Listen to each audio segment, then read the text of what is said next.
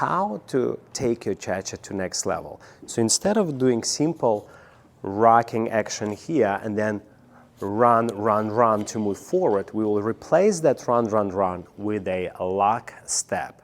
So what is a lock step? So lock step is a small Latin cross in our legs. So we will step forward, the back foot going across without heel going down, and from here you'll go forward. So you'll have a crossing action. So we'll start with the same rock step as before. So we're going a rock, step, and now here we'll say cha, cross, cha. So you have cha, cross, cha.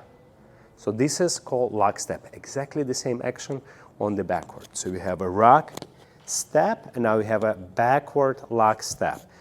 Cha, cross, and here very important, this heel is never down, is always up. And then we release, cha. So we have a rock, step, cha, cross, cha, rock, step, cha, cross, cha. Let's take a look at this step with the reverse angle. So we have a rocking action, rock, step. We have a forward walk, cha, crossing action, cha, with the high heel, release, cha. Again, rock, step, cha, cross, cha.